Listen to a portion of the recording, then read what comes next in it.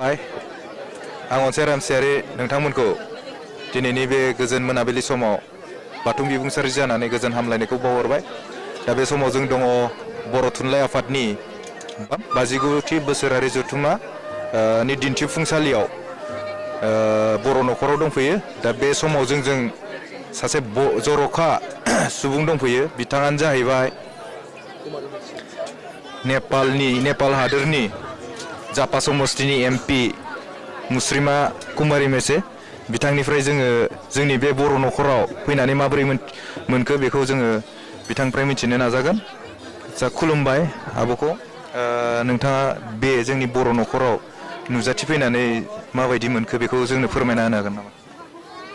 बेखौहाय जों साहित्य सभाहाय जोंखौहाय खावलायहरनानै फैबाय, जों बेखौबो नुफैबाय। जोंनियावबो इसानो बाथौ गोजोनबाय आं, मोजाङानो इसानो बाथौ एमाव गाथां नुबाय मा दं सटकारि बुंनायसै आं ने खबाइ गासां थिखा मा खाथि जों खाथि होनना बुङो। बाथौआबो इसानो जोंनिबो इसानो मानियो। ओमफ्राय हाबाबो जोंनि इसानो मानियो। मोजां मोनबाय आं, गोजोनबाय आं। इसानो मावलांनांगौ जोंनि संस्काराखौहाय, जोंनि गावनि बर'नि आरिफ्राखौहाय सिमाखौ आखाइनि सिमाखौहाय खबाइ जेखाइ मा नाङो खाथि गासां गुम आरिनाय एमाव दानाय जौ ओंखाम गाथां मा गाथां नुजोबबाय। खुसि मोनबाय आं इसा खालायनानै दोननो मोनला। जोंनि गोदोनि बोराय बुरिनि मा मावनायनि जानायनि बे गाथां जों नुजोबबाय दिनै। मोजां मोनबाय आं, गोजोनबाय आं। बाहाय गाथां बाथौनि खालायनाय आफागिरि मोनहाखौ गाथांखौ आं धन्यबाद होयो। धन्यबाद होनानै आं बे खोथा मोननैखौहाय दोननायसै। आब'निसिम गोजोननाय थाहरबाय। आरो लोगोसे जोंजों सासे जर'खा सुबुंबो दंफायो। बिथाङानो जाहैबाय नेपालनि बर' थुनलाइ आफादनि आफादगिरि कुमार मेसे। बिथांजोंबो जों माखासे मिथिनो नाजागोन। आदसा आदा खुलुमबाय बाथौ बिबुंसारनि जानानै। दा नोंथाङा जोंनि बे बर' न'खराव फैनानै माबायदि मोनखो बेखौ एसे फोरमायना होनो हागोन नामा? लोगोसे जोंनि जिबायदि जेनेबा नुथाय बेफोरखौ नेपाल हादोरावबो बेफोर फोसाबनायखौ बेबायदिनो लाबोनो नाजागोन ना नाजाया बेखौ जों मिथिनो लुगैदों।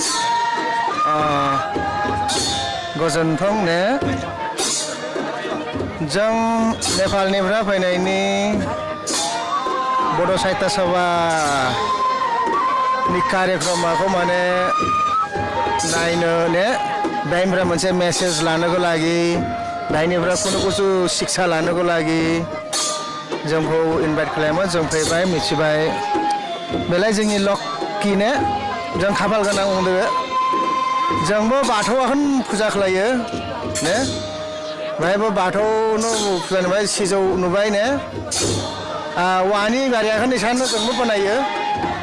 इसानो रजा थायो, फान्थल थायो ने रजायानो फान्थल आरो माबा बानायो रजा बुङो जों।